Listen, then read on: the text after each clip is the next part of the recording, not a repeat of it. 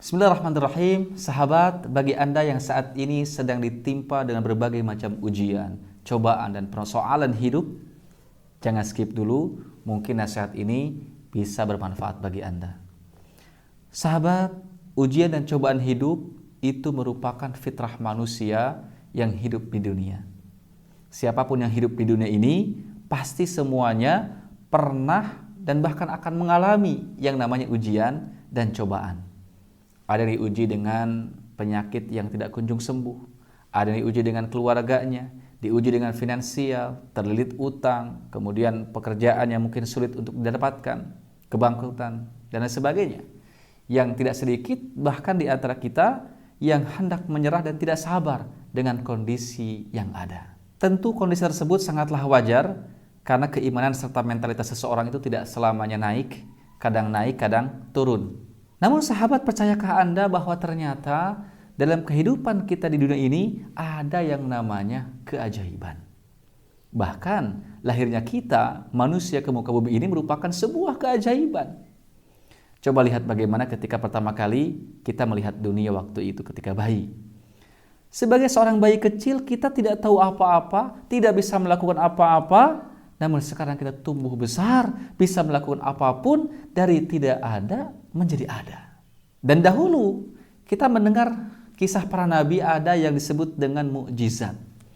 Bagaimana Nabi Musa yang waktu itu ketika dikepung oleh Fir'aun, tidak ada jalan keluar, di depannya adalah lautan, di belakangnya adalah tentara Fir'aun. Namun Nabi Musa hanya yakin dan bertawakal, menyerahkan diri sepenuhnya kepada Allah, meyakini tidak ada yang mustahil bagi Allah untuk memberikan jalan keluar bagi hambanya yang taat. Lantas kemudian Allah memerintahkan Nabi Musa untuk melemparkan tongkatnya, dan laut pun kemudian terbelah sehingga Nabi Musa dan kaumnya selamat dari kejaran Fir'aun. Kemudian keajaiban kisah Nabi Ibrahim alaihissalam ketika dibakar oleh Raja Namrud waktu itu. Apa yang terjadi waktu itu? Mukjizat yang luar biasa. Nabi Ibrahim malah merasa kedinginan dan tidak terjadi apa-apa padanya. Dan Nabi Ibrahim pun selamat. Kisah Nabi Sulaiman yang dalam sekejap mata mampu memindahkan singgasana Ratu Bilqis. Kisah Nabi Isa yang memohon kepada Allah agar diberikan hidangan dari langit dan Allah pun mengabulkannya. Kisah Nabi Muhammad SAW melakukan perjalanan Isra dan Mi'raj dari Masjidil Haram ke Masjidil Aqsa, kemudian ke Sidratul Muntaha hanya dalam waktu 1 malam. Dan itu terjadi. Kemudian kisah Nabi Muhammad SAW ketika di Perang Khandaq, di mana kisah makanan yang tersedia waktu itu hanya sangat sedikit. Kemudian tiba-tiba menjadi berlimpah dan berkecukupan.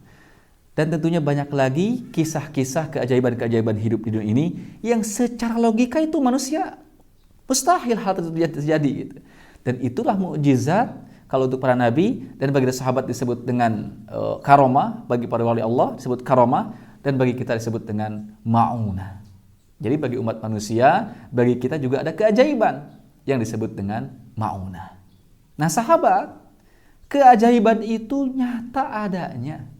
Tinggal pertanyaannya, kita ini yakin gak dengan keajaiban itu atau tidak gitu. Bukankah Allah itu ada meskipun kita tidak melihatnya? Bukankah udara itu ada walaupun kita tidak melihat udara itu? Maka sahabat, bagi Anda yang mungkin saat ini sedang memiliki banyak masalah, diuji dengan ujian yang sangat berat, bahkan terlihat seperti mustahil ada jalan keluar. Namun ingatlah, masih ada harapan untuk mendapatkan yang namanya keajaiban. Dan itu ada. Namun tentunya ada syarat agar keajaiban itu bisa datang kepada kita. Apa syaratnya? Firman Allah Ta'ala dalam surah At-Talaq, "Wa man yattaqillaha yaj'al lahu makhraja." Barang siapa yang bertakwa kepada Allah, maka Allah akan berikan baginya jalan keluar. Wa yarzuqhu min haitsu la yahtasib, dan Allah akan memberikan baginya rizki min haitsu la yahtasib, atau dari arah yang tidak pernah disangka-sangka. Wa may yatawakkal 'ala Allah fahuwa hasbuh, dan siapa yang bertawakalnya, yakinnya hanya kepada Allah, maka Allah akan berikan baginya kecukupan. Jadi kuncinya adalah takwa, bertakwa kepada Allah Subhanahu wa taala.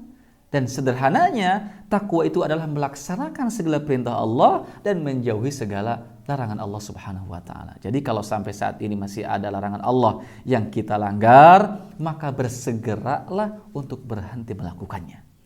Patuhi perintah Allah, karena sebetulnya dosa kita kepada Allah lah yang dapat menjadikan musibah bahkan azab bagi para pelakunya. Hadirin rahimakumullah, doa-doa yang kita panjatkan namun tidak kunjung dikabulkan bisa jadi karena dosa-dosa yang kita pernah lakukan. Mungkin sahabat pernah mendengar ada istilah perisai rizki. Allah pernah berfirman, ud'uni astajib lakum.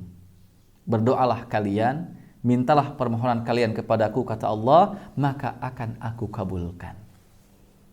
Namun pertanyaannya, kenapa kita sudah berkali-kali berdoa memohon kepada Allah, namun tidak kunjung dijawab, tidak kunjung diijabah?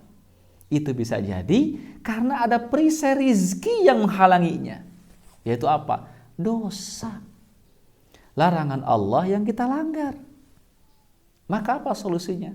Solusinya adalah bertaubat kepada Allah, beristighfar kepada Allah, menjadi sebuah kewajiban dan jawaban atas segala persoalan yang kita miliki saat ini.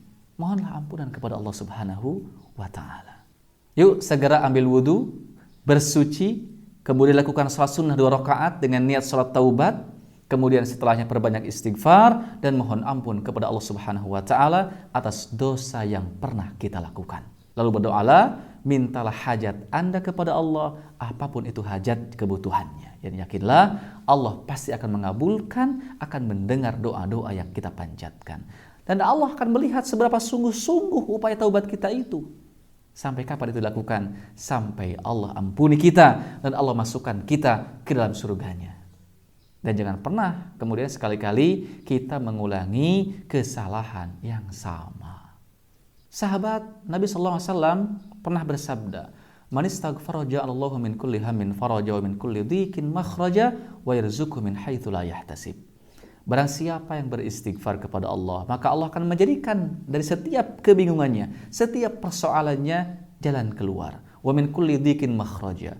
Allah akan jadikan setiap kesempitannya jalan keluar. Wa yarzuqhu min haitsu la yahtasib, dan Allah akan memberikan rizki kepadanya min haitsu la yahtasib, dari arah yang tidak pernah disangka-sangka.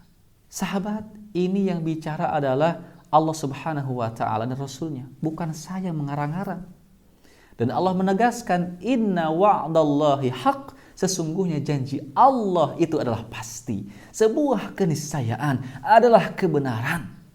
Maka bagi siapapun yang saat ini sedang dalam kesulitan, punya masalah, diuji dengan cobaan yang berat, dan mulai frustasi, putus asa, rasa ingin menyerah, dan lain sebagainya, yuk move on. Ada Allah yang maha segalanya. Kita pun dahulu ketika lahir tidak berdaya, tidak bisa apa-apa. Yakinlah akan janji Allah, tidak ada yang mustahil dalam hidup ini jika Allah berkehendak. Maka teruslah perbaiki diri, yakinlah keajaiban Allah itu pasti ada di waktu yang tepat. Wallahu a'lam. Assalamualaikum warahmatullahi wabarakatuh.